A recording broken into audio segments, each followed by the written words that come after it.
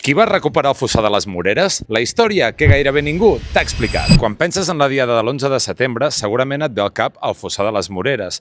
Però qui el va convertir en el símbol de resistència nacional que és avui? L'11 de setembre de 1714 cau Barcelona després de més d'un any de setge. Molts dels seus defensors són enterrats al fossar de les Moreres, al costat de Santa Maria del Mar. Durant més de 170 anys no hi ha cap commemoració pública. El règim borbònic ha abolit les institucions catalanes i qualsevol reivindicació nacional és durament perseguida i reprimida. El primer gran canvi arriba al 1886, que és quan es celebra una missa en record dels morts de 1714 a Santa Maria del Mar, al costat mateix del fossar. El 1888 s'inaugura el monument Rafael Casanova i a poc les diades passaran d'actes a dins de locals d'entitats catalanistes fins a ocupar els espais públics. Al 1894 tenim la primera ofrena floral documentada. La més sonada serà per això la de l'any 1901, on la policia espanyola deté una trentena de catalanistes. Entre 1906 i 1907, les diades es converteixen en mobilitzacions multitudinàries. Serà el 1913 on l'entitat patriòtica Nets dels Almogàvers posa una placa provisional amb els versos de Frederic Soler, Pitarra.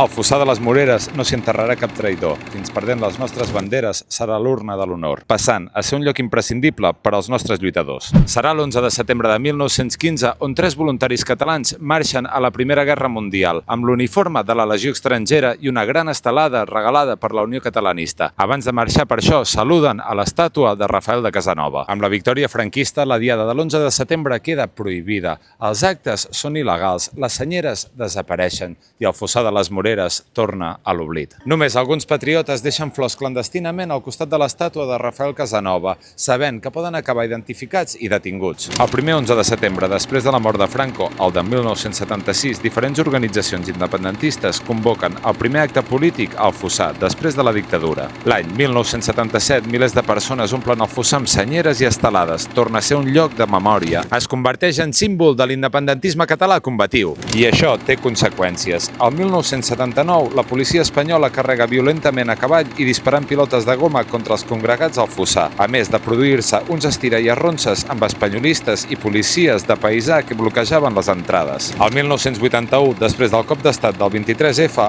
el govern civil multa i reprimeix els organitzadors de la diada independentista, repetint-se identificacions, multes i una forta presència policial fins ben entrat als anys 90. El fossar és un espai recuperat una vegada i una altra. Primer pel catalanisme de finals del segle XIX, que rescata la memòria del 1714, i després per l'independentisme que el converteix en el gran símbol nacional i reivindicatiu que continua sent avui. Entendre el fossar és entendre que la memòria nacional no s'ha conservat sola. El fossar de les Moreres és el lloc que cal recuperar una vegada i una altra fins a la victòria final.